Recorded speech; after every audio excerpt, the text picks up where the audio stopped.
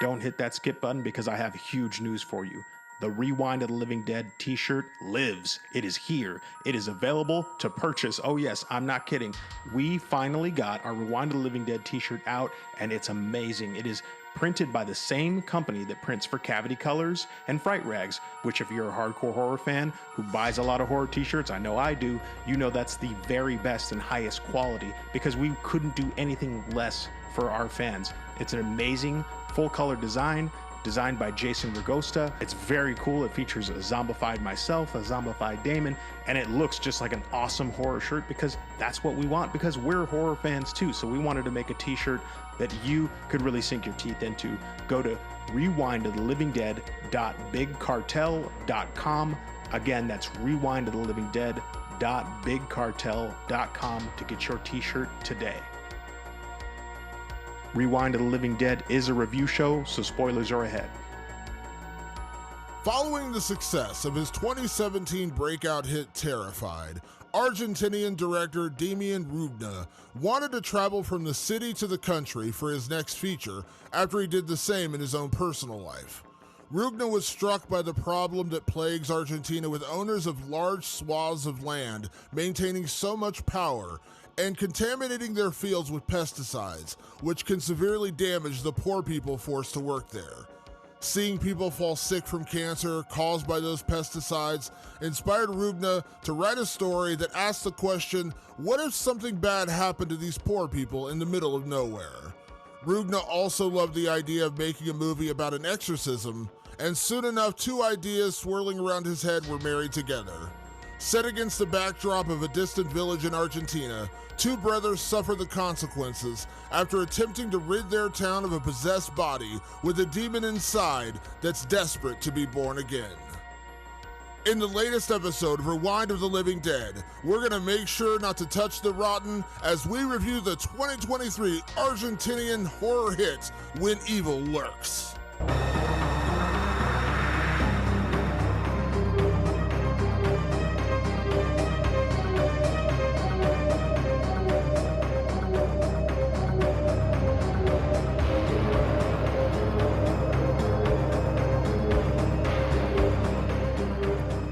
Welcome back to Rewind of the Living Dead. I am Damon Martin. Yo soy Patricio Guerra. Welcome. I didn't catch a word of that. It was just me saying it in my bad Argentinian Spanish. I speak two languages, English and bad English. That's about as far as I go. So I speak good, though. I got my words good, though. In English, I does. I'm from Southern Ohio. I can't speak nothing. I'm from San Diego, bro. That's as good as it gets for me. Yeah, you got that surfer language over there. Yeah, well, my friend from Jersey once said, she was like, everybody in Southern California sounds like they're falling asleep. And I go, yeah, that's pretty accurate. And I started snoring. It's true. Right there.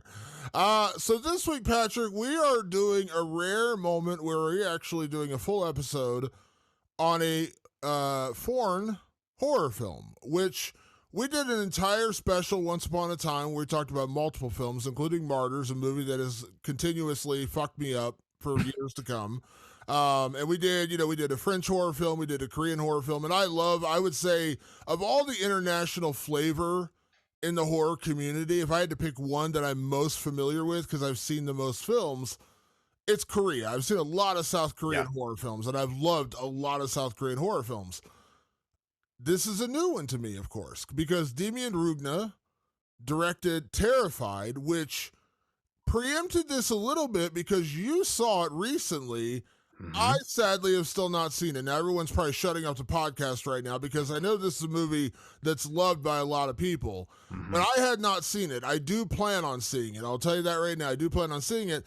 But then this new film came out and it started getting some buzz. And I saw an online reviewer on TikTok say they saw it and they're like, it is one of the most devastating films you'll ever see. Now, call me a sadist, Patrick, but I dig devastating movies. What's that? So immediately I was kind of like, what's that? What's that? What, do I need to see this movie? And so I bought a ticket, I'll be honest. Sight unseen. I knew it was a film that had something to do with possession. I knew it was an Argentinian horror film. Never saw a trailer. And going into it, I know you had told me about Demian Rugna, but I had forgotten. So when I sat down, I had zero information about this film other than it's a possession film and it's utterly devastating and it's from Argentina. That's all I knew. So I really did go in blank. You know me, Damon. That's the best way to go in. And I was actually a little worried because I went in the opposite of blank. I still skipped the trailer because I didn't want to know too much. But man, was my Twitter feed and my TikTok are just all horror, and everybody on there was like, "This movie will fuck you up." And I was like, "Oh, this is getting too overhyped." And you're right. I have seen Terrified just recently, not too far back from the recording of this podcast. And truth be told, I liked it. I didn't think it was as hyped as everybody had given it. I was like, "Oh, this is good. It's not like insane." Meanwhile, my wife was like, "We need to change the sheets and throw away the mattress because I just shit myself. This is the scariest movie I've ever seen." But you're talking to this guy, right? So our tolerance is much higher. Terrified was good. But everybody was talking about Terrified like it was crazy insane. So when I was hearing all the hype around When Evil Lurks, and I think Demian Rugna is actually a very talented director with Terrified. I think it's good. And I saw his segment in Satanic Hispanics, and you can check out that review on our social. I was a little measured. I was like, shit, I'm getting too much hype on this movie, and it's probably gonna disappoint me. And then I saw C. Robert Cargill post that it was absolutely the most brutal movie he's seen in quite some time. And if you don't know who that name is, you definitely know his work. C. Robert Cargill did Sinister. He did the Black Phone that just came out. He was the writer on both of those movies. And I go, if he says this is the shit, I should at least check it out with as open a mind as possible, because I really respect his abilities as a writer. And so, yeah, I went into a theater to see it, and now it's coming to streaming very soon, I believe on Shudder, if I'm not mistaken. Hey, Shudder. Hi, Shudder. Where you been, Shudder? What you been up to? And yeah, Damon, I don't want to give too much away yet about how I feel about this movie, but I will say this. It is brutal. It is something beyond what Terrified did. Terrified was kind of a crazy movie, and it pushes you to the edge a little bit. This movie dares you to look. It really does. It's kind of funny too, because we did our review for The Exorcist Believer recently, and we said this is the year of possession films, because you and I have openly raved about our adoration for Talk to Me, which is an incredible film. I'm sure if you're a horror fan, you've either heard of it or you've seen it at this point. It's incredible, and if you haven't seen it, run. Don't walk to go see Talk to Me. It's amazing. Yeah. We talked a lot, but this year's kind of a weird year because we had The Exorcist, The Exorcist Believer, we had The Pope's Exorcist, we had The Nun 2, and we had Talk to Me. And now we can talk about When Evil Lurks, which is also a possession movie of a different kind. Now, I think the kindred spirit that When Evil Lurks shares with Talk to Me, and I won't say there's a lot of kindred spirit between the two films, but the one thing that they both possess, no pun intended, is they are incredibly original takes on the possession genre. Totally wholly new. Now, that can be a dangerous misstep if you do it the wrong way. If you don't do it right, it gets corny or cheesy, or it just doesn't make sense. Because we all know the traditional sense of exorcism. A demon possesses a body, and someone needs to exorcise it out, whether that's a religious person or whatever. That's generally the easiest way to talk about a possession. Talk to Me does it vastly different. Mm-hmm. And Talk to Me, not to spoil the movie, this isn't a spoiler, there's no religion involved in that movie. There's no, let the power of Christ compel you. It's just not there. That's non-existent, and it has nothing to do with anything in that movie. I would argue When Evil Lurks is similar, because they never really talk about religion in this movie, but there's a very different way of approaching the possessed soul in this movie. And here's the kicker that I want to say. And this isn't a spoiler, but it's just a minor detail that might actually help you going in, because if I did have one little misstep watching this movie, it's that I was kind of waiting for them to explain the origin of it all, and they don't really do that. Now, it doesn't mean it doesn't make sense. It all makes perfect sense, but I'm so used to movies over explaining things to me in these situations that I was waiting for a good like half hour. When it doesn't come, let me be clear, it doesn't change anything in the movie, it doesn't ruin anything in the movie, you will figure it out. But I was like, man, they're going to explain exactly what they mean here, and they don't. They kind of leave it, it's almost like an assumption when you walk in there. They assume you know what they're doing, and you need to follow along. And trust me, again, you figure it out. It's not a difficult story to follow, but the way they approach it in the story is much like Talk to Me, unique, different, and something I had never seen before. You know what else these movies have in common? They're both international films. They are not beholden to the American style of storytelling and filmmaking. And I think what tends to happen, especially in places like France, Italy, Korea, which you mentioned, these are places that put together incredible horror films. They don't patronize their audience. They don't baby their audience. They don't hold their audience's hand. They say, we're going to get you into a world. Things are going to be happening that the characters are aware of that you are not aware of, and you will catch up. Don't worry about it. We need to get you into a mode now. We need to put you in a world right now. And there's no time to waste explaining it to you and hand-holding it to you. And I hear it all the time with American directors where they get frustrated with studio notes that say, you should explain this more. You should make this clearer to the audience.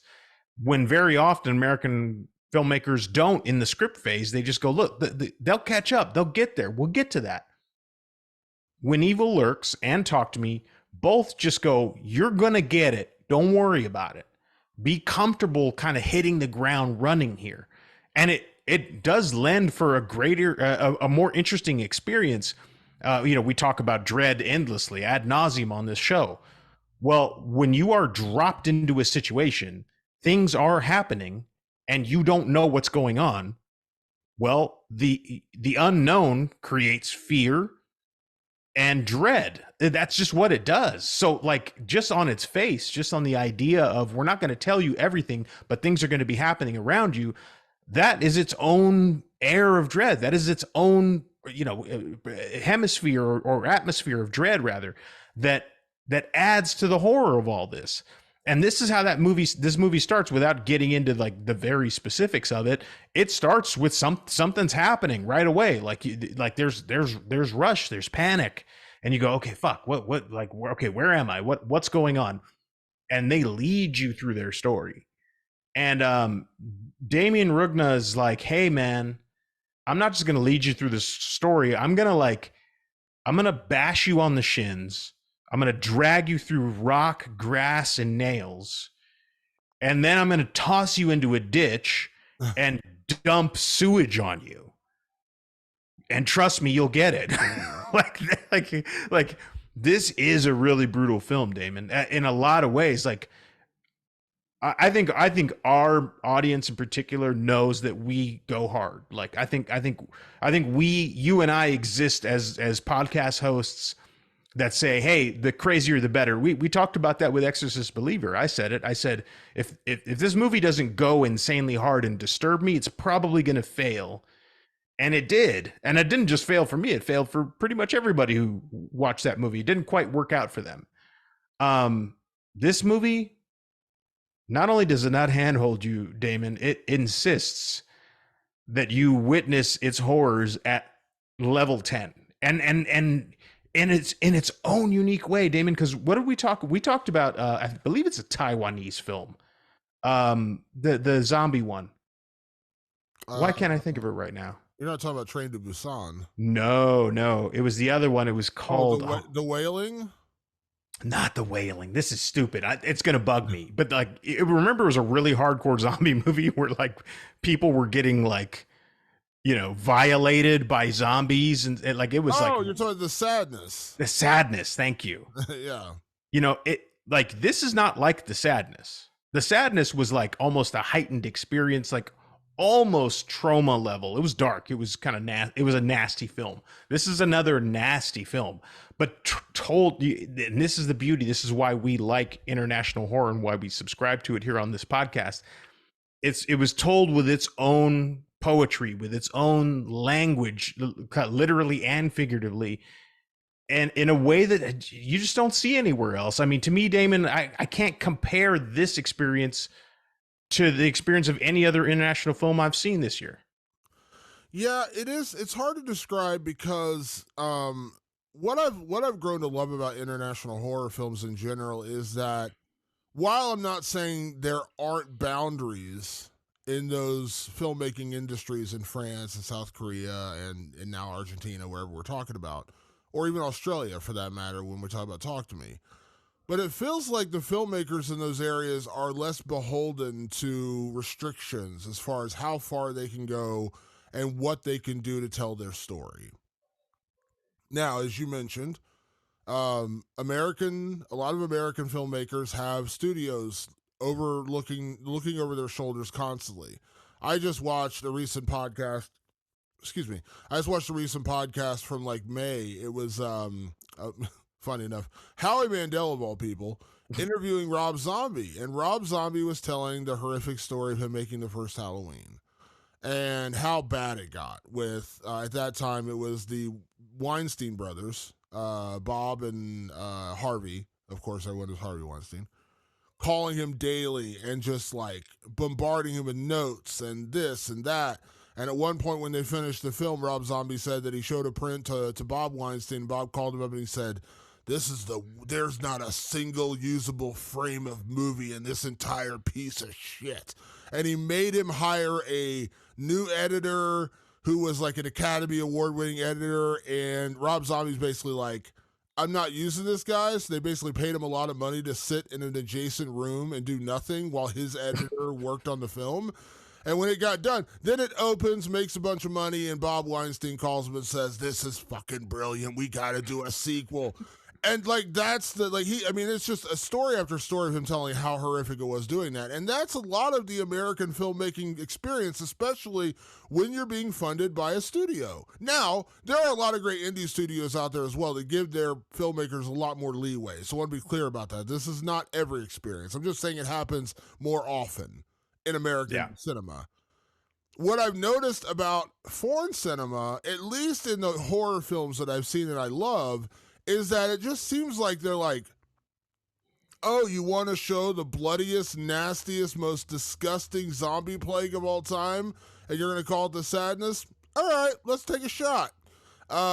You want to do an apocalyptic zombie movie set on a train, and there's going to be some really horrific imagery surrounding everybody on board and blood and guts and everything's going to be flying? Sure, let's make Train to Busan. It just seems like the filmmakers in those areas, at least the studios in those areas, are just more willing to take chances. I mean, we saw it with Squid Game out of South Korea. That is a pretty brutal show. I mean, it is a pretty brutal show. Netflix bought the rights and they put it on Netflix and ended up being the biggest show ever for Netflix. People are willing to go to extremes if the subject matter is good. Now, you can go to extremes and it's just what everyone calls torture porn. You can absolutely do that. And there are plenty of bad films that do that when they're just like, we're going to go to extremes to try to freak you out, gross you out, and there's no story, there's no point, and it's just not good. But when you get a film like When Evil Lurks, which actually has an interesting premise, as I mentioned in the intro, and again, this is very broad strokes. Two brothers who live in the Argentinian countryside are called to a neighbor's house where they discover somebody is possessed. And that's, without getting into spoilers, which we'll get into here in a few minutes, that's really all you need to know. Because at that point, shit hits the fan. And it's not what you think. It's not that they go there and they're like, oh, we're going to exorcise this demon. None of that. Let me just like put that in your head right now. It does not turn into like a one-room story where these brothers are trying to exorcise a demon. Let me just put that out there so you understand. But the movie from that point, the story stays compelling from the first frame to the last frame. It is utterly, I know we keep using the word brutal. It is brutal physically, but it is also brutal emotionally. This is a movie that when it's over, if you're not feeling like you just got gut punched by Francis Ngannou, okay, something's wrong with you. And let me also be clear about this. You and I are desensitized weirdos, okay? Yeah, that's us. Nothing. We are broken inside, okay? We are broken people inside, Patrick. This movie still at the end, I was just like literally my reaction when the credits rolled and the music started and the lights came up in my theater. My theater was actually pretty packed. I had like 50 people in my theater on a Tuesday night, by the way. On a Tuesday night I saw this movie. I was like, what, 50 people in here? That's awesome. My little reaction in my head, I didn't say this out loud to the random people sitting around me. You want to know what my reaction was, Patrick? Do tell. You ready? One word. You ready? Fuck. That was my reaction. I was like, oh, Jesus. It is a really jaw-dropping movie from start to finish. And it's not just done for shock effect. Much like Train to Busan, much like this, even the sadness, for as brutal as it was, there was still a story involved. There's actually a very intricate story at the heart of that movie. Train to Busan has a great story. The Wailing has a good story. The Martyrs actually has a great story. Yeah, it's super compelling. It's just incredibly brutal and devastating on top of that. And I think that's the key. You can't just make a movie with gross out, blood and guts and all this kind of stuff without a purpose. When Evil Lurks has a purpose. Not only does it have a purpose, Damon, it has, I think, what is often lacking from less brutal films. And all those films you talk about that are just there for shock value that don't particularly land. I think of like, Human Centipede or a Serbian film. Like those movies don't land because they don't have humanity. This movie, When Evil Lurks, has a serious amount of humanity in it. You really feel like these characters are human. They're not, the thing we're most guilty of in America is we make our characters movie stars, they're kind of bigger than life a little bit. We just finished talking about Friday the 13th, which I love, of part 7. Our character Tina had magical powers. She was literally magical. Like, you know what I mean? Like we want to do things like that. These characters are so down to earth. They're people and you feel and you understand. And that's where it really hits home. That's where the brutality of this movie really hits, because you just know, like, oh, these are not experts. They don't have a special weapon or a special trick. They are dropped into a situation and they are fighting like hell to get out of it. I think A Train to Busan is very similar, like in that respect, where you're just like, shit, these people aren't prepared to do this. There doesn't happen to be a special forces guy in the mix. You know what I mean? Like these are just a couple of brothers. Ezekiel Rodriguez plays Pedro, and is it Damian Solomon? Yeah, Damian Solomon plays Jimmy. They're brothers. They live in rural Argentina. Shit hits the fan like right away. And like they're panicked, they're freaked. They have people that they need to reach out to, and they don't know what they're doing. They make human mistakes along the way. Speak No Evil, another great international film. Tons of humanity in that movie. I think the humanity of that movie is what makes that movie so terribly compelling. Because the people in Speak No Evil, they're just two average parents with a kid, and they're just trying to be nice people. And things go really bad for them. And then in this movie, it's two brothers that are trying to do something because it's all happening very quickly, and they're just trying to do what you and I would do, Damon. Just try to help our families, right? Like shit. Oh my God! Like the sky is falling. How do I fix this? And and even though there is we'll get into it in spoilers. There's a touch of magic in this movie, but it's not how you think. Even though there is a touch of magic in this movie, they don't have a way to wield it. They don't have a way to. They're just average people. And when you put average people in front of extraordinary circumstances and watch them fight their way through it, much like Squid Game is another version of that, it makes for super, super, super compelling storytelling. I love that you said that because I was going to interrupt, but I wanted you to finish your point. Everything that happens in this movie just happens to them. Like, they're not John McClane at the Nakatomi building and they just happen to also be a superhero cop. Yeah. You can intercede and save the hostages. You know what I mean? They're not that. They're just two brothers living on a farm, poor farmers living on a farm in the middle of nowhere.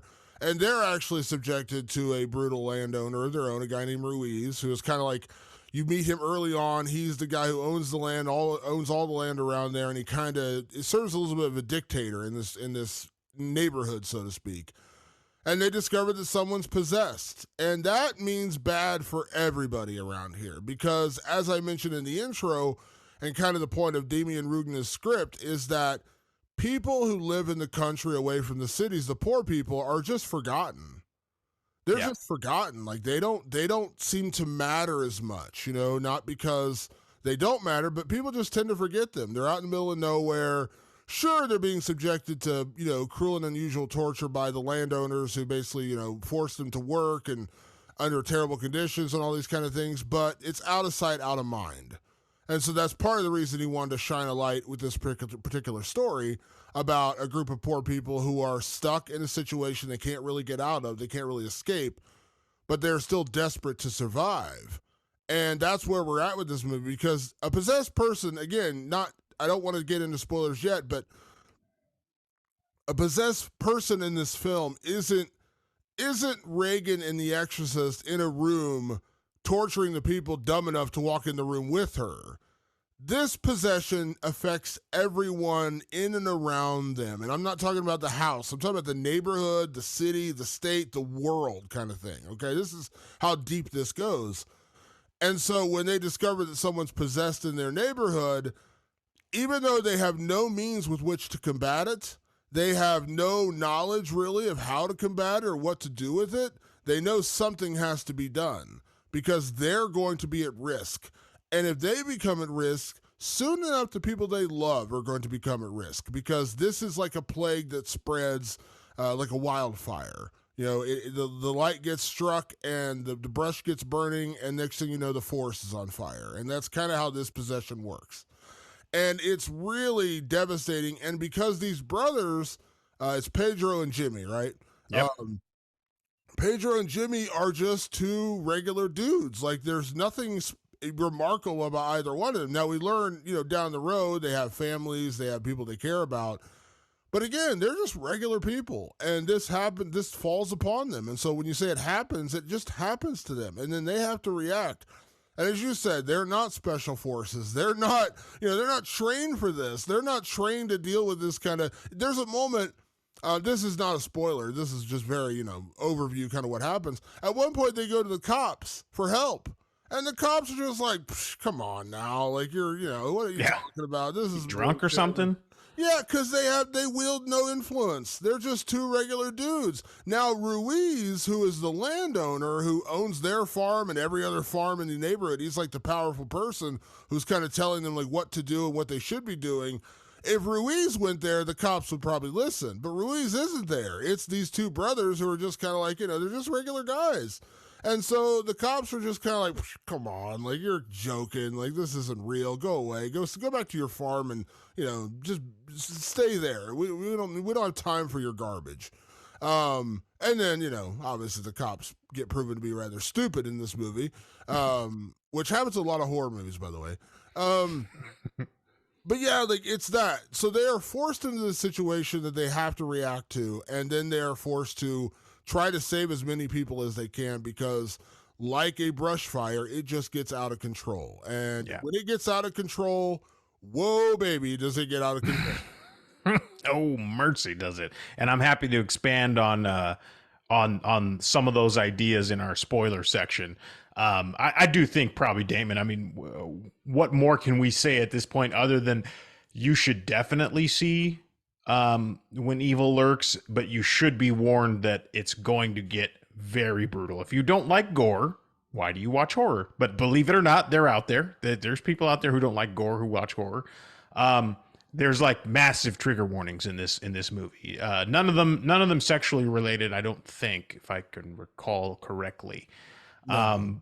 But there's stuff in this movie that would be highly disturbing to the average moviegoer. My wife kind of wanted to see it because she was so in love with Terrified and how scared she was, and I was like, nah, I don't I don't think you want to see this movie. Some people don't want to see certain things, and this movie's going to show it to you, and we'll talk a little bit more about that in spoilers. Yeah.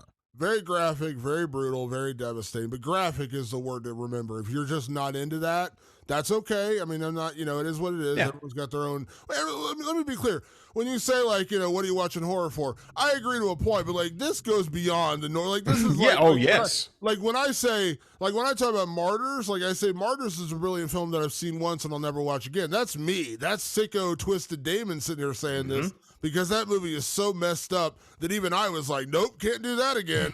I'm not like When Evil Lurks isn't that, like, I don't know why I would say that. Like, they are both very brutal and very graphic. I will absolutely watch When Evil Lurks again. But yeah, I would say, like, in that, I just want to warn you in that regard. Like, it is super graphic and it goes beyond like Terrifier 2 is, like, incredibly graphic, and, like, that's a trigger warning in and of itself going to see that movie because it is gory beyond gore. I would say When Evil Lurks is of that. If you're going to put it in a category, it's in that category. So be aware. But when Evil Lurks gets it right so well is the story is so good and so well done that you're kind of like, even if you're not super into the gore and super into the really graphic nature of this movie, you might want to look past it because the story is really compelling. And again, just be prepared to walk out of the movie going, fuck. I came out of the movie going, nice.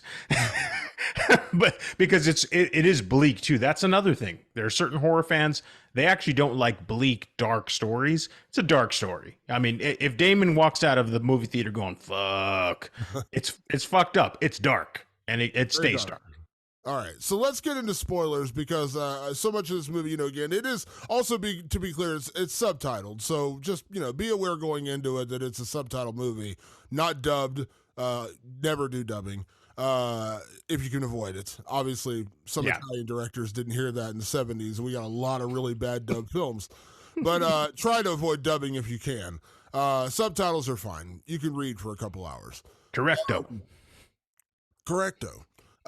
Let's talk about When Evil Lurks. Before we get to categories, let's talk about the spoilers in this movie because, Patrick, can we talk first about the possession part? Because how different it is. So when these brothers go to this adjacent neighbor's house, they discover that there is a boy in there named Uriel who is possessed. And we see him, and it's rather disgusting right off the bat. He's bloated and just gargantuan, but he's got pus and boils and really, really gross. And he's emanating a stench and, like, pus constantly pouring out of his face and mouth, and it's rather disgusting. Just setting eyes on this guy right away, you realize this is messed up. And then you come to learn that the possessed in this movie, it's a different kind of possession because there's actually a demon growing inside of him, almost like an alien situation, almost like a face hugger attached itself to him, and now there's an alien growing inside of him. And now the demon is waiting to gestate and get out, much like Alien, as I said. Yeah. In the meantime, these aliens can touch you and spread the darkness, so to speak. They spread the disease. So it's not like the demon jumping from Reagan to Father Karras in Exorcist, and Father Karras chucks himself out the window and he dies and that kind of ends it. No, this demon touches people and the possession moves on. It spreads like a disease. Meanwhile, Uriel still has the main demon just festering inside of him. Did I explain that properly, I think? Oh yeah. And I loved the idea that the possession in this movie is treated like infection or like a virus. The minute they get into the room, they go, "Who's touched him? Has anyone touched him in this room?" Like it's like right away. It's almost like kind of like thinking of like if the thing was a demon. It's almost like that. It's like don't get too close to him. Like don't touch him with your hands physically. They talk about the stench being on their clothes. They had to burn their clothes to keep like they know that this is something highly infectious. And I was talking a little bit about that pre-spoilers where it's like you learn that they kind of know this stuff. They haven't necessarily confronted it in their life, but it's sort of like this urban legend that goes around.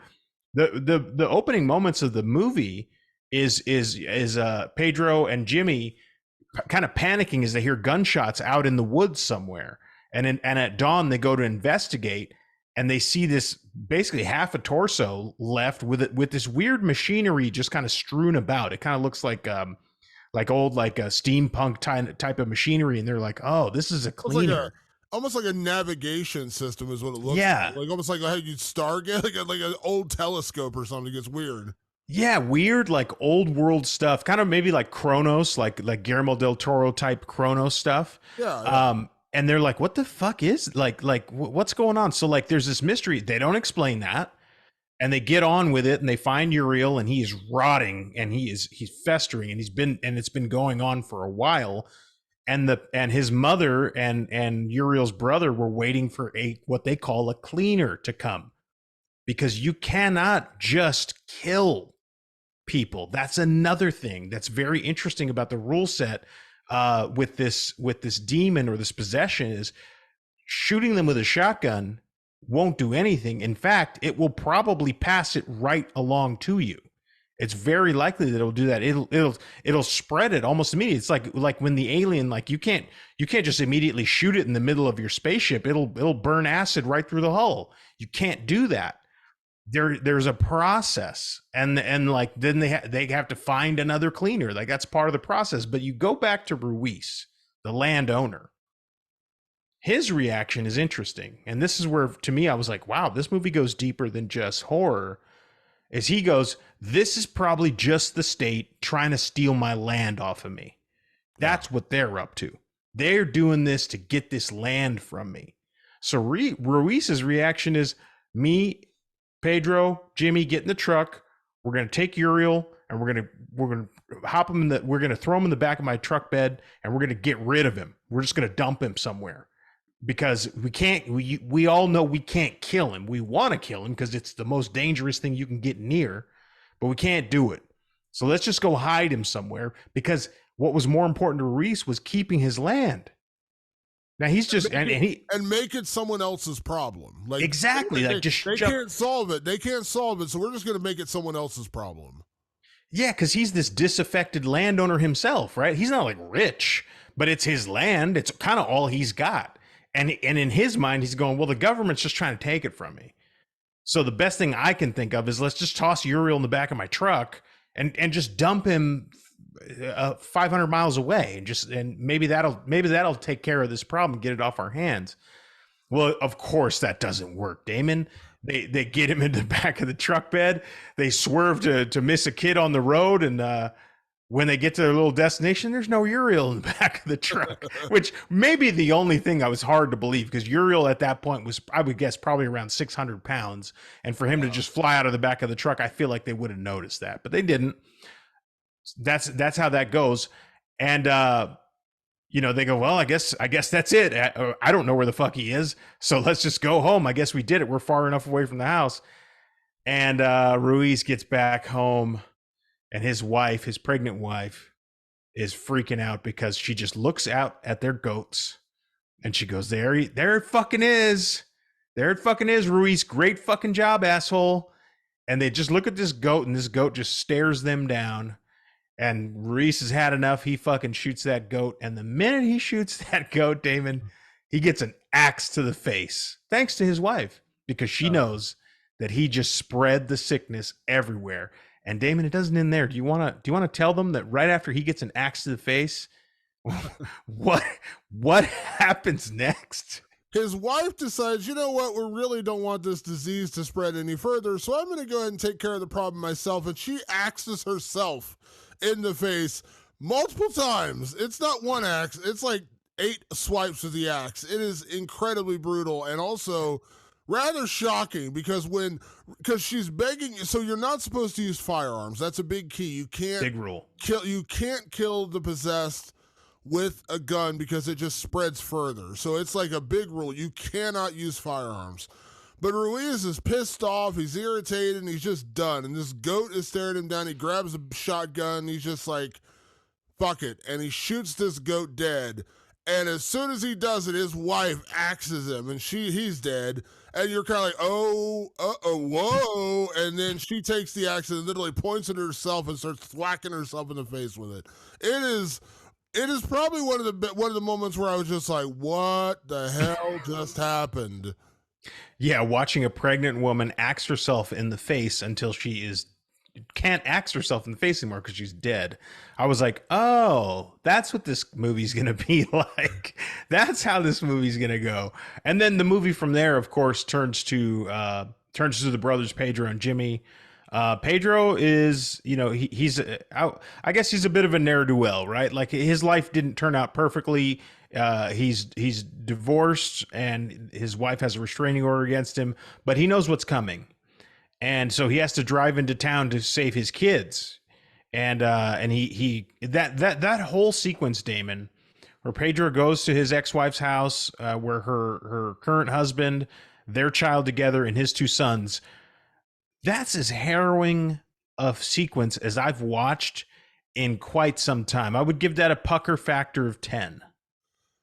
It's it's relentless, and it's also because once you learn the reality of what this thing is, which you learn through Ruiz and his wife, like how dire this is. When he gets to his wife Sabrina's house, she's of course freaking out because she's got a restraining order against him. He's not supposed to be with him. I don't know what 100 yards of them without permission. He hasn't seen his sons in a while. He has a young son named Santino and an older son who's autistic. And his arrival upsets everybody because her husband, Leonardo, is like, you shouldn't be here. Like, you can't be here. And Pedro is like, you don't understand. I need to be here. We all need to pack up and go. And when it makes it pretty clear that Sabrina and Leonardo aren't going to go along with this, Pedro is more or less like, well, fuck you then. I'm taking my sons with me because we're all getting out of here to save ourselves from what's coming. At the same time, Sabrina is panicking and freaking out because it's her ex-husband who she has a restraining order against. So obviously some bad shit has happened in the past to lead her to this moment. And through all of this, we see Pedro's like, I need to change of clothes. He's stripping off his clothes because we know this infection doesn't just pass from person to person.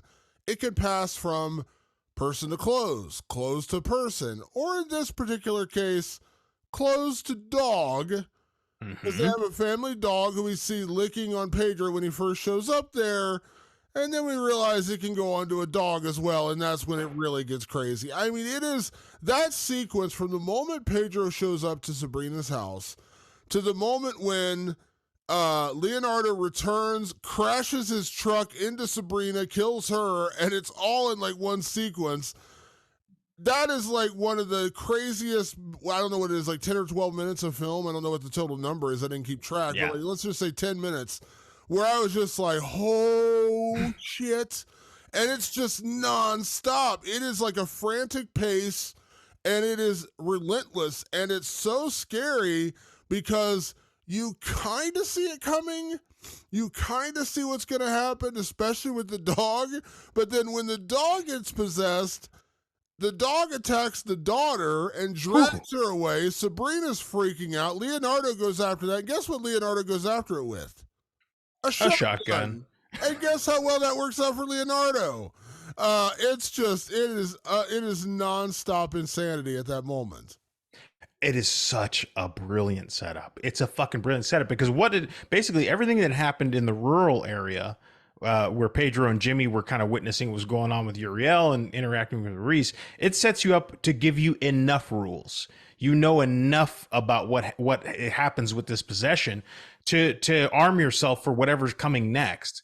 And so when you get to town, you know you're in a superior position. You know things that Sabrina doesn't know and that her husband doesn't know either. and then you kind of again learn a little bit more about Pedro's world, because she's in sheer panic that he's at her house. He has no business being there. She's basically screaming and ranting the entire time. She wants him out of her house. He's not even listening. Basically, he's like half not listening, because he's just going, "Hey, I need to get the fuck out of these clothes." So he's standing there naked, like stripping his clothes off, like telling the husband, "Get me fucking clothes, let's go." And the husband's going, "You need to get the fuck out of here." It's all this chaos. Then his little son Santino comes. He's like, "Dad, it's so good to see you." Like, and he's freaking out, and the mom is still screaming, and he's like, "Where's your brother, where's your brother?" And then all of a sudden you see that his brother has severe autism, severe. And you're like, oh, that makes it even more difficult for them to just get up and get out of the house. Like, Pedro has to actually coax his older son out of the house using techniques that he had to learn to help his autistic son move in a timely manner. And boy, is the clock ticking. And it's just like all that shit hitting the fan during that time. I was like, oh my fucking God. I mean, I just fucking hit the mic, Damon. Like, oh my God. Like, is this going to relent? And it doesn't. It does not relent. And it ends in just another like devastating climax. It was like the first sequence ends watching a pregnant woman axe herself in the face. The second sequence ends with a little girl coming back from just being mauled to death by a dog, and her dad slamming a truck into her mom. And you go, okay, cool. Fuck, that's heavy. What's next? like wow, like this movie keeps going, and it goes harder from then on there. Oh, and guess what? Don't forget, eventually, so you're thinking to yourself, man, that is pretty brutal. It can't get much worse. Guess what, Patrick? It does. Much worse, because it does. When possession happens, even if you die, they'll bring you back because they are demons. They are able to reanimate corpses. So then you're dealing with almost like demonic zombies. And Sabrina eventually comes looking for her children. Mm-hmm. And she finds them. Mm. And it turns real dark, real bad. Yeah. Real. It's just, we're going to get into a lot more of this into our categories, but I mean, it keeps, like, every time you think they can't go further, Demian Rugna's like, are you sure about that? Are you sure about that? And then he takes it the next step. And then you're like, one more. And it just keeps going and going and going. And even the ending. Mm-hmm. It's just real quick about the end, because we're in spoilers now. We're into full-on, like, spoilers. So, Sabrina's dead. Santino's dead. Myrta, who is Jimmy's friend, past lover, whatever. They meet her, and she used to be a cleaner. Gone. At the end, it's basically Pedro and Jimmy and Pedro's older son and their mother. Or is it? Because they get home and they've been wiped out. Like, their whole families have been wiped out. The possessed have spread. The demon was born. We actually see the demon birth at one point. So the demon's out in the world. They go home. They're basically like, well, we're cooked. We got nothing left. We're just gonna go home and take care of of my son and Jimmy's nephew. And he's eating ice cream. This whole movie, they've been talking about this apple ice cream they need to get him because it calms him down. And he tries to give his son this apple ice cream. And he starts choking and pulling it up. And they're like, what's going on? You can see it's something he's had to deal with before. The kid chokes, as you said, severe autism. He starts pulling, and it's not apple ice cream he's pulling out. It's hair. And then it's chunks of hair. And then it's chunks of hair with scalp on it. And then you realize that the older son ate the mother. He ate his grandmother. He devoured his grandmother as a demon. Oh, shit. And then that's basically the end of the movie. Jimmy and Pedro walk outside devastated. Pedro's on his knees crying. Jimmy's like, what the fuck? And they're back to where they started, just the two of them living on this farm with nothing. And no hope of fixing the problem. No hope. I do appreciate that, Damon. A movie that's willing to go, no, if you're ill-equipped to handle something, it might go completely wrong, and you may completely fuck this up, and end up with nothing at all. When that scene, oh my God, just that like the reality. It just, like I said, when you think it can't get worse, hold on to your pants, because it does. Let's get into categories because there are a lot to get to with this movie, and we're going to kick things off as we do each and every week here on the show with best performance. Now, but performance is a little tougher sometimes when you're dealing with foreign language because obviously you're dealing with subtitles. Some of the delivery it's harder to tell, but the performance in terms of physicality is still great. Yeah. So Patrick, what did you have for best performance in When Evil Lurks? I did go with our lead this time, Ezekiel Rodriguez, who plays Pedro. Mainly because I could understand the character so well, despite our language barriers, despite the fact that I'm reading subtitles on the bottom of the movie screen. I understood what this character was going through. I understood his frustrations. I understood the feeling of helplessness. I understood the feelings of rage, where it was like, this is just not going well. Let me just start killing people. Can't I just start killing people? Because it feels like it'd be the good thing to do right now. Like the human element of it is channeled entirely through Pedro. He's not perfect. He's not highly skilled like most of us. And so he finds himself in this incredible scenario. He makes mistakes all on his like good intentions, as best intentions as he can make, and it doesn't work out for him. And the fact that Ezekiel could carry all that in the character of Pedro, it just blew me away. Correct me if I'm wrong, but doesn't Ezekiel look a little bit, just a little bit? Doesn't he look a little bit like CM Punk? The yeah, I can see that. Yeah, I saw it and I was like, he looks a little bit like CM Punk's Argentinian cousin. Like totally, yeah.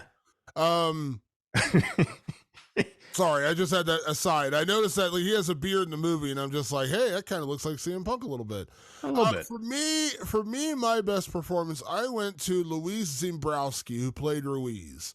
Now, Ruiz is only in about the first half hour, 40 minutes of the movie because he gets axed to death by his wife. But when you meet him, you kind of realize he is a guy in control. He has power, but not too much power. As we said, he owns all this land. He doesn't want to lose the land, but he's still kind of domineering to the people who live on his land. So he kind of controls the family that Uriel belongs to. He kind of controls Pedro and Jimmy. He's got that power over them where they basically have to listen and do what he says. And he plays that and portrays that very, very well, very, very strong. It's a very impressive performance. But we also get a lot of his decisions are driven by fear, which in turn to anger. He acts with anger out of fear rather than, he doesn't run away from the problem. He runs towards it, but then he acts with impulsiveness, which comes back to bite you hardcore in this movie. And just seeing the torment on Ruiz's face because his wife is pregnant. They're about to have a baby, their first. He's about to become a father. All these things happening, and then this, again, it happens to them. And they really have no rational reaction of how they're supposed to deal with this. And just like the scene when we talked about earlier, when Ruiz discovers that one of his goats, they thought they've handled the problem. They got rid of Uriel. They dumped him like 500 kilometers away, long-ass way away, 300 miles, wherever that totals out to in kilometers. Dump him a long-ass way away. They think the problem's over, and they come home, and a goat is possessed. And Ruiz's reaction is what probably all of our reaction is, are you fucking kidding me? And then he just decides, I'm going to blow this goat away. And his wife is like, no, don't use a gun. And he's just broken at that point. He thinks he's won, and he realizes rather quickly that he has lost a lot. And then a second later, he's dead. And, thematically, I think Ruiz and Pedro's stories, they end the same way, but this makes such great sense on a theme level. It's like, if you let your anger get the best of you, you could make a mistake that you will regret forever. And that's exactly what happens for Ruiz. It's just like, he was angry to start with. He was disenchanted to start with. He came in and said, well, shit, this fucking, it's definitely the government. They did it to me. You know what I mean? So he's developing anger off of his own paranoia. So there's a commentary on paranoia through Ruiz, and then there's a commentary on anger. And it's like, well, his paranoia led to fear. His fear led to anger. His anger led to irrationality. That irrationality led to disaster for him and his family. And there it is. Like it's such efficient storytelling through character. Demian Rugna, fucking genius for doing that. Yeah, and by the time it ends, the family's done too. So that's it doesn't help you, right? That like it's so interesting that your anger can actually spread to your family and can actually affect them in ways you didn't intend for that to happen. It's fantastic theme. It's really good, really good. Let's talk about favorite character, because this movie does have some characters in it, some good, some bad, some indifferent. Patrick, who is your favorite character in When Evil Lurks? I loved Grandma, Pedro's mom, Santino, and Jair's grandma. She reminds me a lot of my mom. Very talkative, will talk your ear off, kind of not even really paying attention to what's going on. She has no idea that this thing is spreading, and she's even the most skeptical of the bunch. She just goes, that's all bullshit from the city. That stuff doesn't happen. And meanwhile, she knew all the rules. That was hilarious. She knew the rules, and she knew the song from when she was a kid. There was a song that taught that the kids learned about the rotten and the possessed. So while she denies it all, she knows all about it, and she actually becomes a very convenient half man in a way, because she can tell the story of how it all works. And I did want to read off really quick the rule set that she gave, because all this stuff plays. Electric lights are not to be used, because the shadow from an electric light can draw the evil back. So you could be in a completely open place, far, far away from the evil possessed, but if you turn on a flashlight, it can get through in the shadow from that. I thought that was a cool little rule set. Gunpowder doesn't work against evil. Be careful of the animals that have been near evil. Don't go near them. And boy, did the little daughter learn that one really, really big. Don't take items with you. Even the items can be possessed by this thing. And that's very, thematically letting go of even the littlest of items. A necklace, it could even holding on to that could fuck you over. Don't use the evil's name. Don't actually say it, which is an interesting and different take, because normally it's like, say the evil's name and they go away. It's the opposite here. Don't harm them, which means you don't get to just, bash them over the head with a baseball bat or a piece of metal, which is what Pedro tries to do and fucks everything up. You have to use the cleaner's process. There is a process to get it done. And the most important one, and this is interesting, and it's a kind of a more universal thing, the demons feed off fear. And boy, what happens when someone finds out that someone's possessed? Everybody starts freaking out. Everybody gets afraid, and that fear drives demons. And we know that from a lot of different stories. That's maybe the most common thing in this whole story, is that they will prey on your fear. And the fear multiplies, and that's what happens. It just continues to pass on and multiply throughout this movie. Yeah. The rules, and what I like about it is the rules all play a part in this movie in some way, form, or fashion. Like, we all see it throughout the movie, and so it's a really cool set of rules.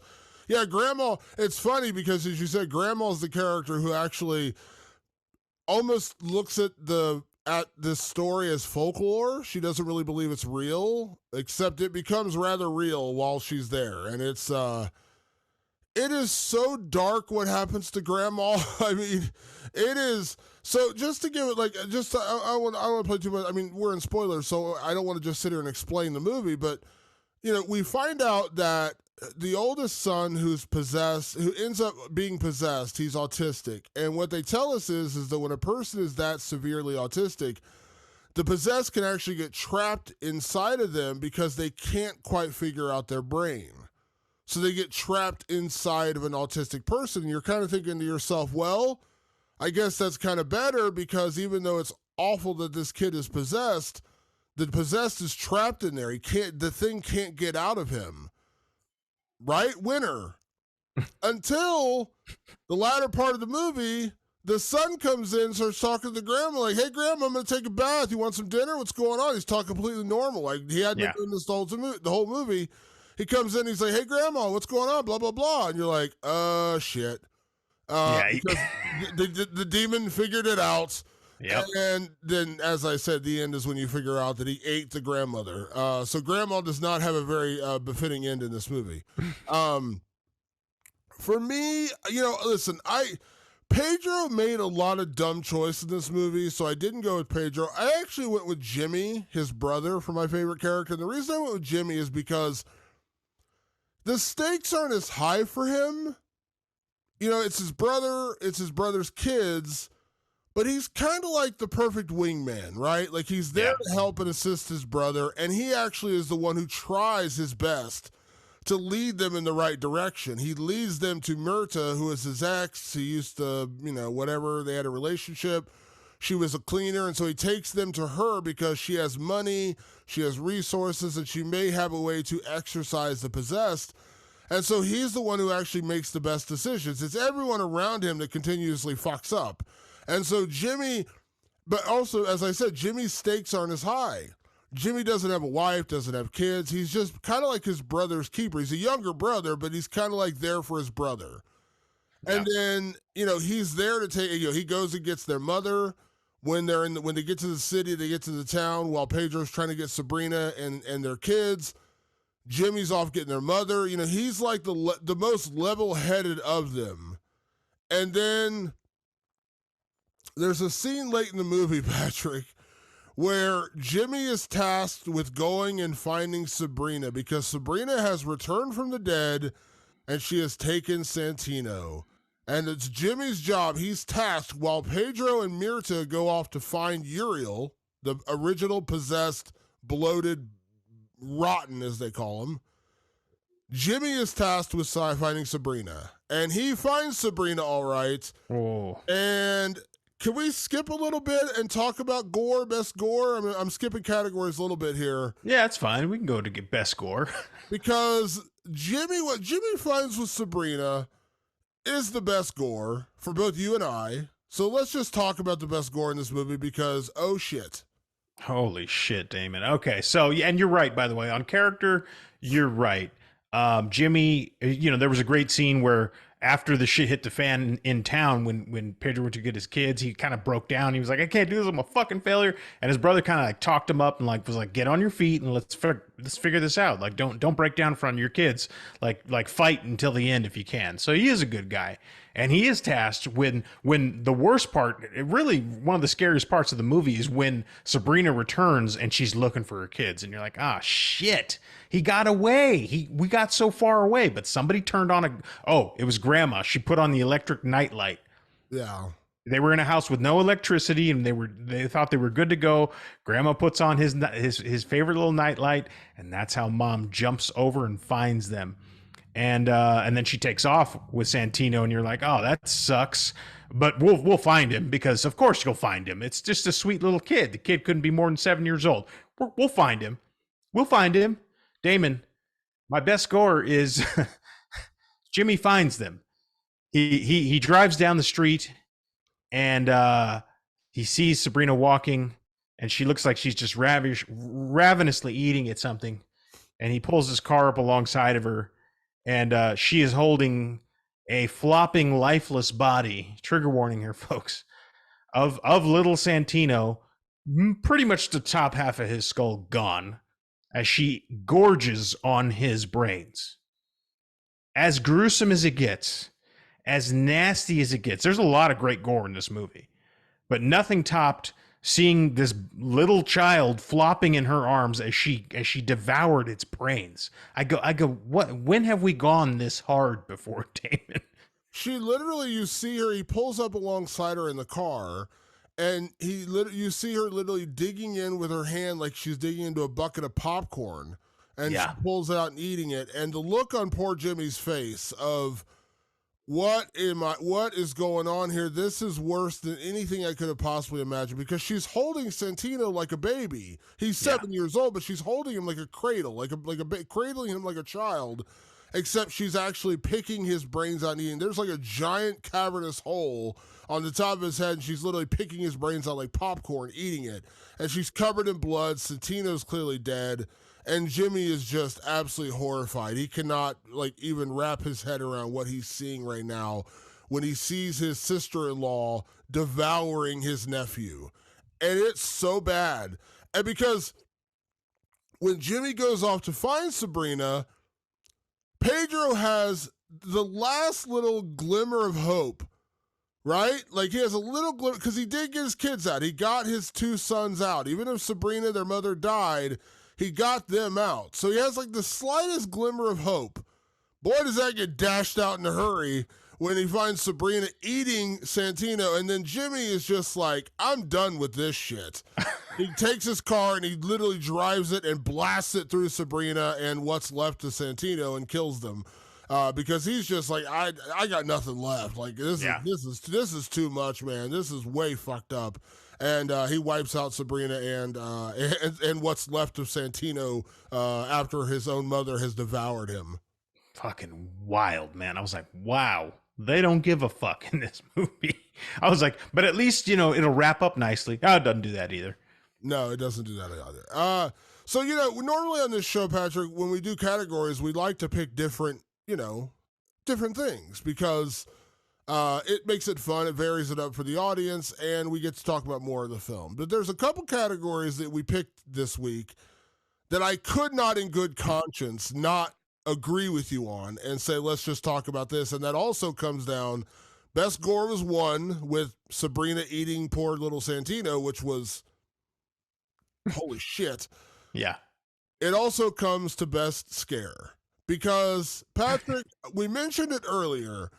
When Pedro shows up at Sabrina's house, Sabrina is frantic and upset that Pedro is there because she has a restraining order against him. The husband, Leonardo, is very much the same way. Now, while little Santino, before he became, a snackable, he's just happy to see his dad. He's like, oh, Dad, you're here. I haven't seen you. Dad, I love you. Meanwhile, Sabrina and Leonardo have a daughter separate from the two boys that she had with Pedro. The little girl shows up and they have a big dog. It's like a Mastiff. It looks like a Mastiff, St. Bernard Mastiff. It almost looks like Cujo a little bit, but it's a Mastiff. It goes over and it just touches Pedro's clothes. I think it licks. Does it lick? It looks like smell. He's like smelling it. Yeah. The clothes smell different. And so the dog walks away, and you start seeing the dog's demeanor change, and it starts to look an awful lot like that goat we saw earlier, where it's just very stoic, standing there staring at them. And the little girl goes over and she's like petting the dog, and the dog is as big as the little girl. The little girl's like maybe 5-6 years old. And when this dog is sitting on its hind legs, it's as big as the daughter. And so she's standing there with the family pet. Oh, that's the other best part. Santino's like, can we bring the dog with us? And then Pedro's like, sure, whatever. Let's just get out of here. Yeah. So they turn, and as little girl is smiling and laughing and having a good old time, the dog bites her face off and literally just starts thrashing and biting her and then drags her under the table, and he's just thrashing her lifeless body at that point. When Leonardo realizes what's happening, he looks under the table and there's the dog just thrashing her around underneath the table, killing his daughter. And then the dog literally carries the girl out of the house and runs away like he just caught a squirrel and he's running away from her. But the moment when the dog latches onto the little girl's face, listen, I say this all the time on the show, Patrick, and I know I repeat myself, and I'm sorry, I don't mean to do this, but I'm just being clear. This happens a lot in films, and when it's done right, it works. Even though you can see something coming, if it's done well, it always works. I knew that dog was possessed, Patrick. I knew something was going to happen. But much like I didn't necessarily predict that Santino would become dinner for his mother, I didn't necessarily see the dog biting the face off a little 5-year-old girl in that moment. I knew something was going to happen. I knew it was going to be bad. I didn't necessarily see that. And when it happens, once again, forgive me for saying it, 2 words that really describe this movie: oh shit. It's a big oh shit moment, and the best scare of the movie by far. And it is down to the filmmaking craftsmanship of crafting that scare, which is take it a few steps longer than you think. So they show a lot of shots of the dog sniffing the clothes. The dog sniffs the clothes again. He's kind of nuzzling through the clothes, and you're like, that's probably not a good idea. Like I can tell that's bad. And then that part's done. Now it's the dog kind of like erratically kind of whipping its head around the house, and it doesn't seem like it's quite right. And meanwhile, it's intercutting with all of the chaos that's going on. So all this chaos is building around, and every now and then you just cut over to that dog, and that dog's not doing well. And then the little daughter, sweet little daughter, beautiful little girl, she comes up to the dog and she's petting the dog and she's going and she's just kind of having fun with her family dog who's grown up and probably been so sweet to her and her entire life. Her wonderful brown little protector or big protector, it's a big fucking mastiff. And she's just standing there, and then the dog is just sitting next to her, and it seems like a sweet little family moment in front of all this chaos. There's this little girl and her dog. And then rush. I mean, the dog just lunges at her, grabs her. It made Cujo piss his fucking trousers. He grabs her. I mean, like ragdolling her, and they're showing it by the face. He's not by grabbing the her by face. the arm. He's grabbing her by the face. Yeah, and then when they finally see what's going on, as it's a little too late, and it's like when your dog like steals a breadstick off your plate, and you got to chase him around the fucking house, like, and the dog just goes running off into the streets with the little girl in his mouth, and they disappear, and you're like, God damn, dude. But it scares the shit out of you because it takes so long to get there that it's building the tension in you, and when it finally releases, it's like a jolt of lightning. I would argue from that moment until Leonardo returns to kill Sabrina, that whole scene up in that moment is scary because when the dog attacks the little girl, no one sees it at first. And then Santino is like, the dog or something like that. Yeah, Santino starts freaking out. He sees what's happening. And Leonardo goes and sees the dog underneath the table, and he's like, oh my God, my daughter's being mauled and killed by this dog. The dog carries Sabrina, or the daughter, out of the house, runs away. Leonardo goes after the dog with the gun. Leonardo shoots and kills the dog, which we've learned is bad. And then suddenly here comes the little daughter looking precious a daisy, showing up for Sabrina. And Pedro knows. Pedro knows that's the demon because he saw the little girl get carried out by her face by the dog. And so when she comes back, Pedro's like, I got to get out of here. So he starts to steal their car.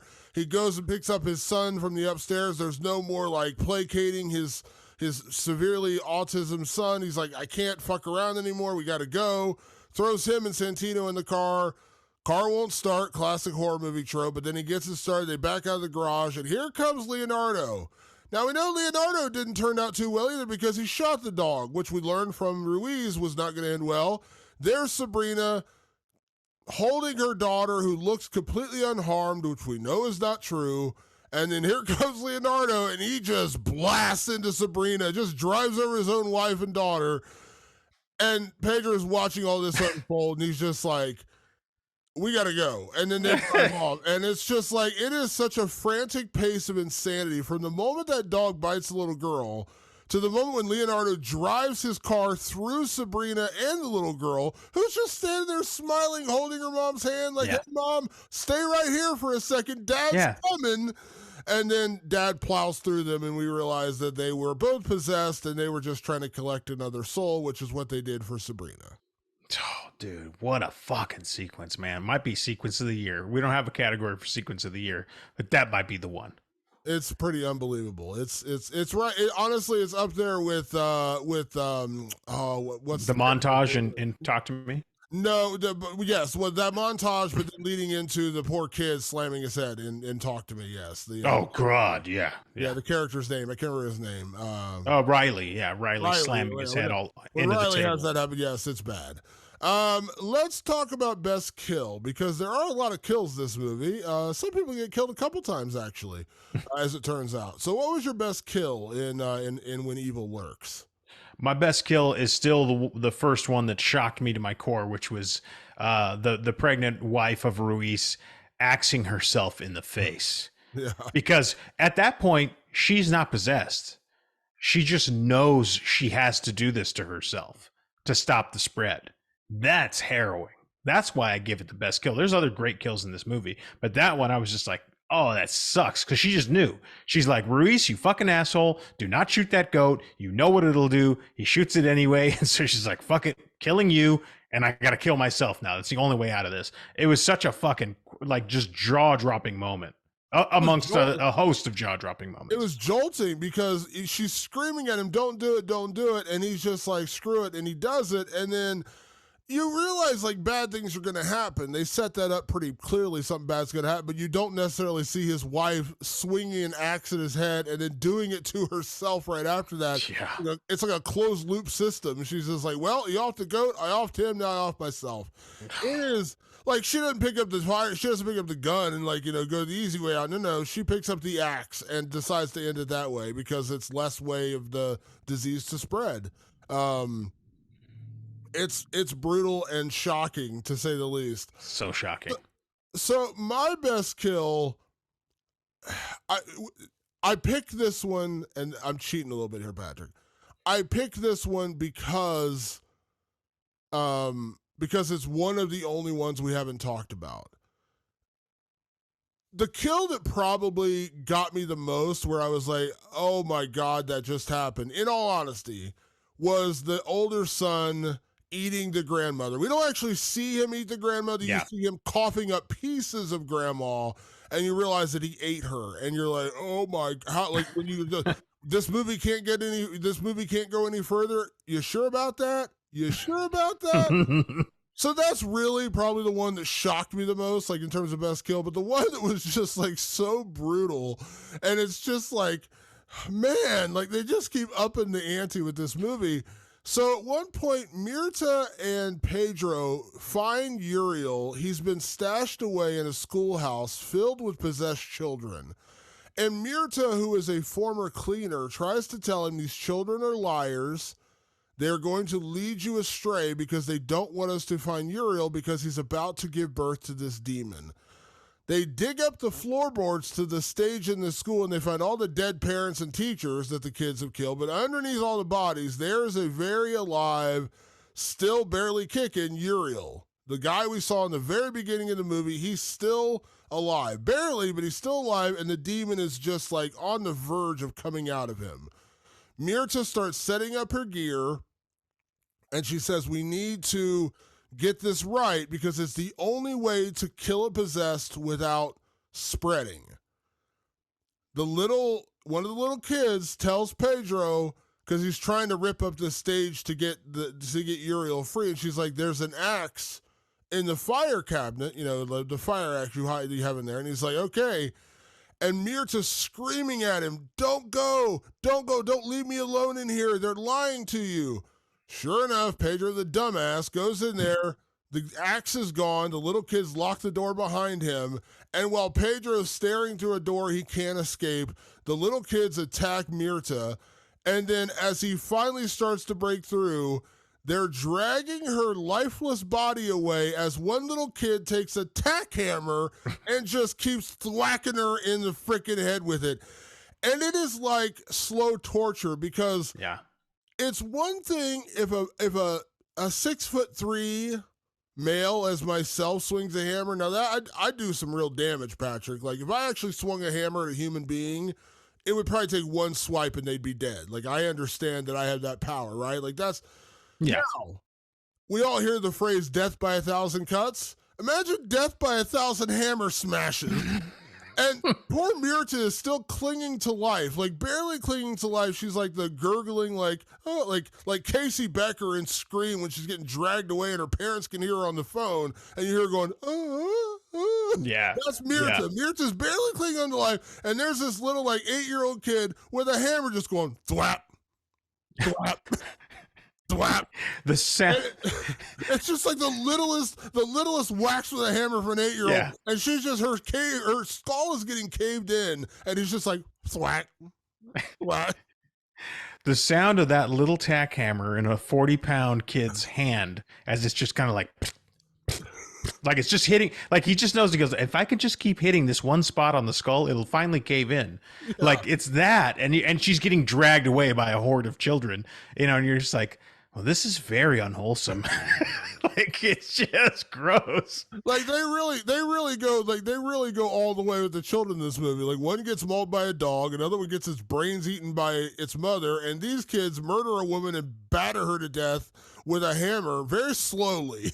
Yeah, slowly kill a woman with a hammer. You're right. Yeah, Mirta's death is. There's not an unmemorable death in this movie, truth be told.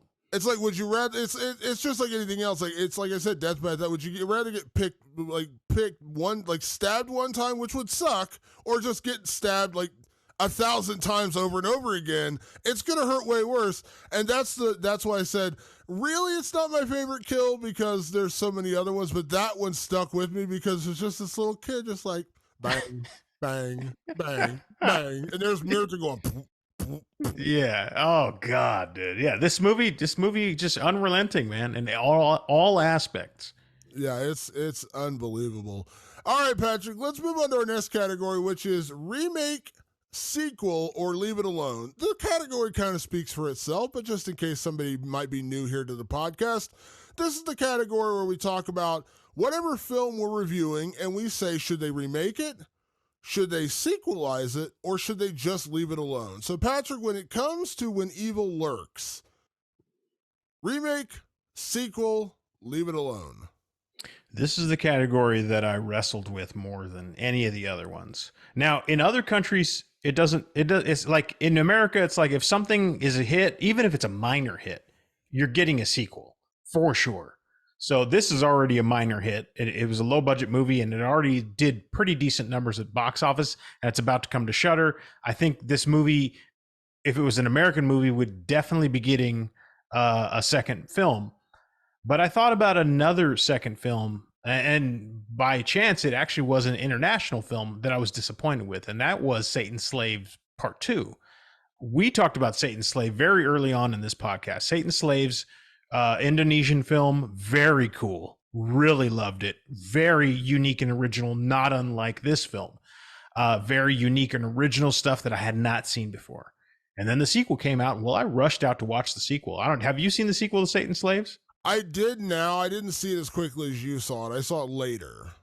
And I don't know how you felt about it, but long story short is I was underwhelmed. They had a little bit more money, and just the story didn't resonate the same way. I'm worried that a sequel to this would be the same. And this movie is so damn impactful as it lives. I would ask Demian Rugna and company to leave it alone. I think it's just too strong on its own to try and do this again. I don't know. I'm just worried about being underwhelmed because I'm so overwhelmed by what was done here.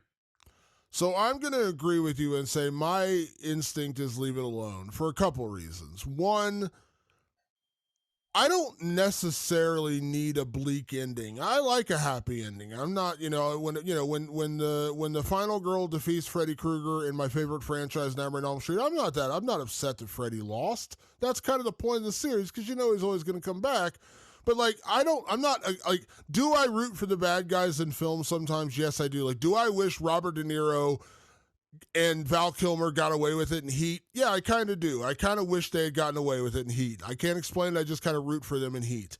So I don't always do that, though. So I'm not opposed to a happy ending. But the ending in this movie is so bleak and so devastating that I just don't think you could top it. And one of two things is going to happen if you do a sequel.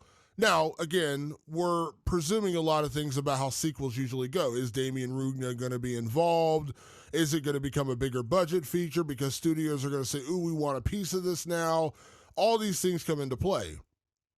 But in theory, when a sequel comes along, the idea is to top the original in some way, form, or fashion. And because this movie was so brutal and so devastating, my worry would be is they would go even harder on the gore and it would become less impactful because then they're just doing it for let's see how crazy we can get. Yeah. And that only works in rare instances. Damien Leon is a great example of that with Terrifier 2, where he upped the ante from Terrifier to Terrifier 2 and it worked, and Terrifier 2 is a better movie. But a lot of times they do it and you're kind of like, it's not the same because the story wasn't as strong. And then you talk about the bleak ending. if you do a sequel, maybe they flip it on its switch, they flip it on its head, and it's a happier ending. Not saying a full-on happy ending, but a happier ending. They get away, the possessed gets defeated. We actually see a cleaner kill a possessed, right? Yeah. Okay, maybe it would work under the right circumstances, or they try to duplicate this. And when you have a really devastating surprise ending, let's say, like not totally surprising because things continuously got worse and worse for these people, but I would argue, Patrick, neither of us really necessarily saw the kid eating his grandmother as the way this was going to end. We knew something bad was going to happen when the kid came in speaking perfect and, looking like he's never had a problem in his life. And suddenly, and grandma was like, oh, sure, I'll take some tea or whatever they're having conversation they're having. Something bad is going to happen. You don't necessarily think he's going to eat her. My worry is if you try to do that again, it's just going to feel expected. Yeah. I saw it coming. And as I said earlier, it only works if you see it coming, if it actually pays off the right way, like the dog biting off the little girl's face. I knew something bad was going to happen. Didn't necessarily know that was going to happen. When it happened, I was like, oh my God, I can't believe this just happened. If you do try to duplicate this in a sequel with another bleak, dire, dour ending, my worry is it's just not going to, it's going to ring hollow comparatively because you already kind of know what's coming, right? So yeah, my truest opinion is leave it alone. And also I will say is one thing I do admire about a lot of these really hardcore international horror films is they usually go so hard that a lot of American film companies are kind of like, we can't touch that. Now it does happen. They are making an Americanized version of Train to Busan. Somehow they're going to try to make an Americanized version of Speak No Evil, which is one of the dumbest decisions I've ever heard. I love James McAvoy. I know James McAvoy is attached to it. He's a great actor. Still, I don't see how or why you would do that. That's just my opinion. And they did make an American version of Martyrs, which was awful, by the way. Just to put that out there. It's terrible. So my guess is that that's like the sadness. Like that's a movie that's so out there that you really can't remake it in America. It just wouldn't work. So I actually think this one is so dark that if they do try to do it, it's not going to work and everyone's going to shut it down pretty quickly. So leave it alone. Just leave it be as it is. One of the most devastating, brutal, bleak, dire movies you will ever see. And you also will walk out of the theater going, fuck. Or nice. Yeah, one of the two. One of the two. Yeah. I do smell an American remake coming.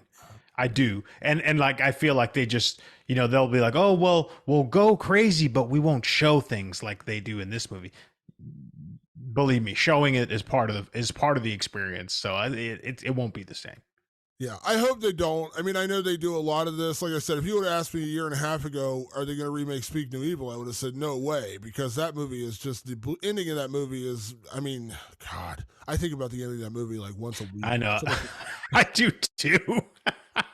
That movie stuck with me so bad. Like once a week, I think about, God, the ending of Speak No Evil. I was like, oh my God. That's really true. That movie has not left my brain in a long time. Like that was a movie where that movie was so devastating. When it was over, I couldn't even get the fuck out. I was just like, I didn't say dumbfounded and silent. There was no nice. I was like, this is not nice. That's not nice. I think if I remember correctly, you saw it first, and then I saw it after, and I was texting you during the movie. I think that's how it went. And I remember texting you at the end being like, oh my God. Like it was, so yeah, sorry to get off topic, but yeah, but they're doing it. So you're right. Yeah. Like I couldn't have imagined them redoing Speak No Evil because it was so well done. And it is also incredibly bleak and really brutal. The ending, especially. Yeah. But they're doing it. So yeah, you're right. Like they probably will try to, if this movie ends up being as well received as it seems like it's going to be, and bigger because it actually got a theatrical release. It didn't just go straight to Shudder. It actually got a theatrical release. If people will go to a theater and see this and it makes $1 million in American cinemas, some studio is going to be like, oh, we can make an American version and make 100 million or 50 million or whatever the number they want to come up with. Right. So, You're right. Yeah, it's probably coming.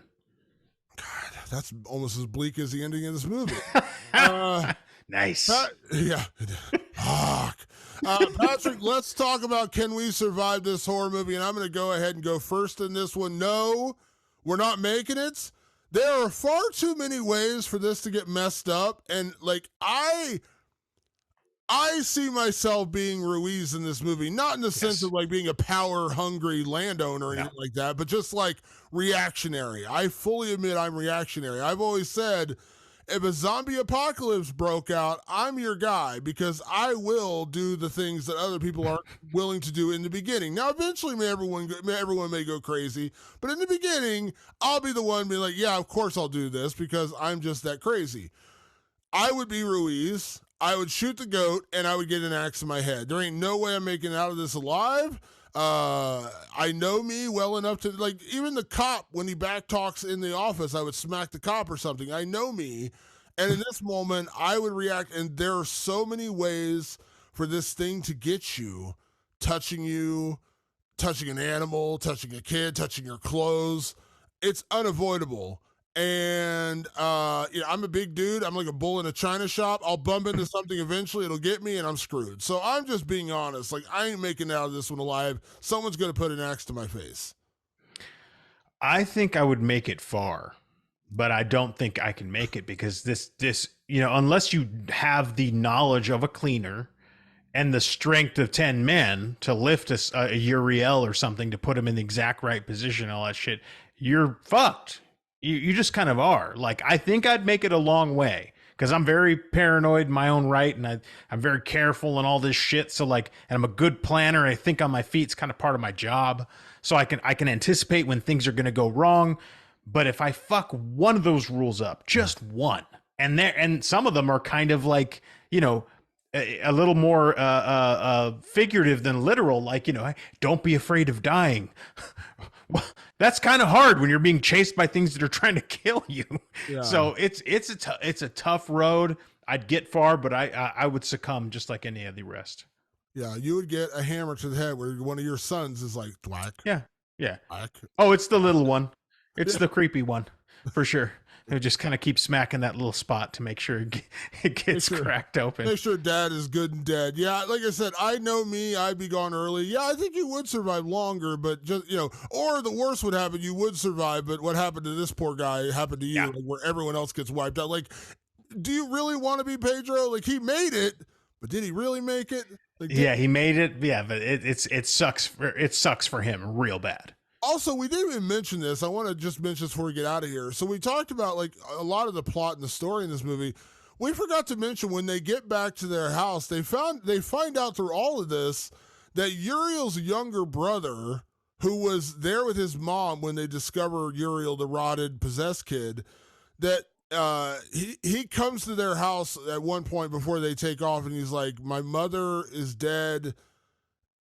All this bad stuff's happening. Can I stay here for the night? I am scared out of my mind." They're like, "You can sleep in the barn, but you got to go as soon as it's sunlight, whatever." And when they finally make it back, when everything's been not defeated, when everything's been burned and gone and dead and everything else, and they got nowhere else left to go, so they just go home again. They find out that the little boy, who's like, I don't know, like 12, 13, maybe 13 years old. Something like that. He actually was the one, he got possessed early on because he touched his brother, he killed his mother, and he's the one who actually killed the cleaner. The very beginning of the movie, we hear gunshots, and that's what leads Pedro and Jimmy out into the fields, and they find the cleaner literally chopped into two parts, like chopped in half, innards and intestines laying all over the place, and his cleaner kit broken and smashed and laying in the middle of the fields. And they're like, what did this? And that's kind of how this whole thing gets started. At the end of the movie, we find out it was Uriel's younger brother who was touched and possessed, who killed his mother, killed the cleaner because he wanted the disease to spread. So, like, it's really his fault. So, like, That's another devastating thing at the end of the movie where he's like, yeah, I killed my mom, and I also killed the cleaner. I cut him in half because I didn't want him showing up at my house and curing the devil. And we actually do see the birth of the demon who comes popping out of Uriel as a little kid who walks off with all the other demon-possessed children. And he looks like, I mean, it's freaky as hell, and Pedro has to watch it. Like, when you talk about can you survive this horror film, Patrick, let me ask you you this question. Do you really want to be Pedro? No. Do you want to be Pedro at the end of this movie? We should have retitled this "Do you want to survive this horror movie?" Because the answer is no. There's nothing to look forward to once this thing is spread. Like, it's all bad. Like, you're either going to die by a hammer getting thwacked to your head 30 times, or you're going to go home and find out that your mother's been eaten by your son. The neighbor actually caused all this shit, and everyone you've ever known or loved besides your brother is dead. Mm-hmm. And you're probably dying soon, too. Yeah, like, it's going to come to get you as well. But, like, that's what I'm saying. Like, do you really want to go through all this and make it through and nobody else does? Like, that's kind of my point. Like, I'm kind of okay being Ruiz that I get an axe to my face early on. I would definitely take the Ruiz way out, man. Just axe me hard early. Yeah, I forgot all about the son. I wanted to mention that because, like, that was another twist late in the movie, and you're like, what the fuck? So, yeah, just all over the place. Yeah, and I say this all the time, Patrick, and I don't want to hammer a dead corpse here, but I want to say that, like, story matters so much to me personally, and I'm not saying that, like, you can't have a great movie without an intricate plot. We've reviewed a lot of Friday the 13th movies on this podcast that I thoroughly enjoyed, which have no plot, no story, they're just people getting shown up and getting slaughtered by Jason Voorhees, and it's still fun. So I'm not saying every film has to be that way. But as I said, when you get these brutal, relentless films, if there's a story as the backbone, it just makes everything work better. And we talked about it with Martyrs. We talked about it with The Wailing. We talked about it with even The Sadness. Movies that are just unbelievably brutal, relentless, dire, whatever word you want to use to describe them, when they have a strong backbone of a good story and a good plot, it all gets elevated. It all gets better. It's all better. Because as you said, like, Human Centipede is a great example of a super extreme, just disgustingly dark, just brutal movie, but it's dumb. It's not good. Yeah. It's not a good story. It's just literally we're sticking people's heads up their asses and trying to shock you with it. You know, and that's not this movie. This movie actually, like, when you in the movie with Pedro on his knees crying and Jimmy looking like beside his brother, like, I haven't even told you about Santino yet. Yeah, like I haven't even told you what happened to your son. Like, you haven't even heard about Santino. Like, he ain't coming home for Father's Day. Let me tell you that. Yeah, I mean, it's just like when it's over, you're just like, I remember. I think I've told this story on the show before. Years ago, I'm a big Cormac McCarthy fan, the author who passed away fairly recently. No Country for Old Men is brilliant. Blood Meridian. I'm a big fan of his. And I remember when I read The Road, which they made into a movie with Viggo Mortensen years ago, and it's not a bad movie. But I remember reading the book, and I'm a horror fan, Patrick. I'm dark by nature, all right? That movie was so dire and bleak that, like, at one point I had to put it down because I was like, I'm getting depressed here. Like, I'm going to walk outside and be like, people are going to be like, what's wrong, David? I read The Road. I couldn't handle it. Like, it was that dark at some point. So, like, I had to read half, put it down for a couple of days, then go back and finish it because it was that dark. I don't know how I would compare When Evil Lurks, but I would say it's on that same playing field. Like, when it's over, but I will say, as I mentioned earlier, I want to see this again. Like, I want to watch this again. This will be a yearly watch. This will be very much a movie that I want to revisit, but it is so dark and it is so bleak. But it has such a good story. It is such a unique story. That's why my original instinct with the whole category before was a sequel, because as I said, like, this was actually a really good story, a really unique way into the subject matter. But I'm just afraid they would mess it up. And so don't do it. Don't mess with it. But this film, oh man, it is, oh geez, man. Like, this is not a feel-good movie, Patrick. Let me tell you that. It's not. It makes me feel great. And I love The Road. I love the book too. Like, I burned through the book in like one day. I was like, this book fucking rules. But that's the sickness that's in me, Damon. And no surprises. I've really loved this movie. And I'm looking forward to seeing where it lands on the list at the end of the year. And let me go ahead and say one last thing. And I'm not saying this to I'm saying this to our audience that maybe didn't hear about this or they're about to watch it on Shudder. And I'll tell you this, I'm so happy that services like Shudder and Screambox and horror-specific services like this exist, because we get films like When Evil Lurks that maybe they put it out eventually, but we wouldn't see it right away. But my one disclaimer here, Patrick, I will say this. When these films come out and you hear the buzz about them and you start, online, TikTok, Twitter, whatever it is you're doing, and you see a chance to go check it out in theaters, do it. Because this movie was a limited release in my area. It showed, and it was going to leave in a couple of days. And I was like, you know what? I want to go see this in the theater. I really want to get the theater experience with this. So I went to a Tuesday night showing because I had just enough time to go see a Tuesday night showing of When Evil Lurks at my local theater, which, by the way, Tuesday nights are $6 movies at my theater. So I got this movie for $6. And I saw this movie, and it was incredible. So I know I'm saying this after the fact that it's going to be on Shudder, and people are like, why are you telling us this now? We can't go see it in the theater. I'm saying this for the future. If you happen to hear about this, the buzzy horror films, and you get a chance to go see it in the theater, do it. The theater experience is so much better with horror films. I like seeing, I like seeing movies in theater in general, but horror movies are always a little bit different. And I'm so happy, as twisted as that sounds, I'm so happy that I got to see this movie in the theater. And I would just share that advice with anyone listening right now. If you can go see these movies when they come out in the theater, if it's a limited release, you got a small little independent theater in your town, do it. Go check. It's worth the $12 or $13 you're going to spend. I promise you. Oh, I couldn't echo it more. I love the theater experience. I love the sound system. I love being in the dark room where you really just have to sit and pay attention to it. There's no distractions like when you have it home. There's nothing quite like a theater experience. And I'm really weirdly grateful that I got to see When Evil Lurks, as dark and bleak of a movie as it is. I got to see it on a big screen. It's kind of the only way to really experience it. It's great that we get them at home, but it's another level when you're at the theater. Absolutely. All right, last category as always, Patrick. I feel like I know the answer to this one before we even start. Is it scary?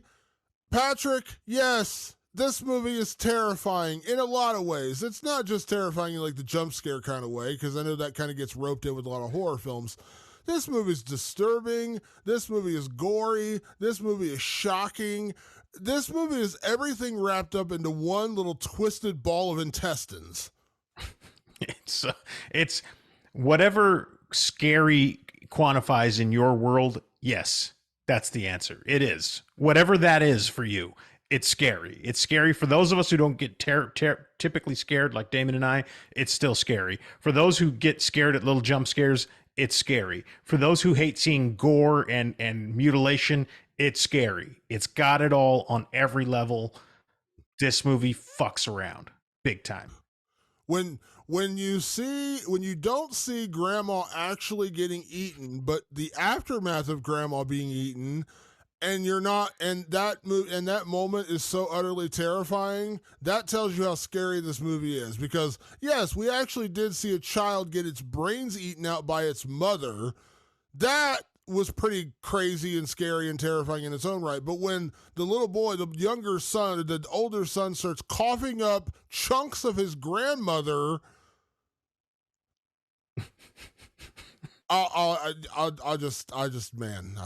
boy, this is like my new Speak No Evil. It's gonna stick with me for days.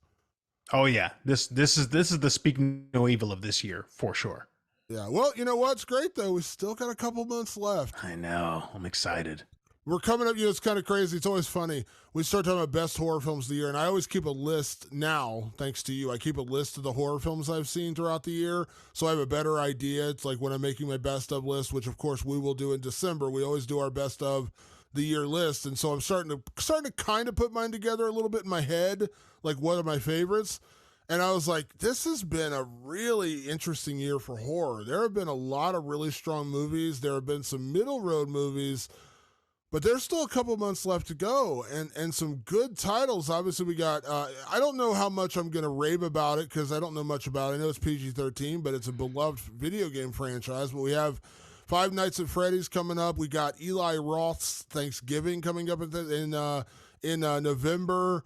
What is that? The Christmas horror movie that's coming out later this year. There's one. That's right. There is a Christmas horror one coming out. Yeah, Christmas horror. So we got a lot still to come. So, like, we're talking about, like, we're coming up to the end of the year. We still got a couple of months to go. We may completely be thrown on our asses by the time it's all said and done.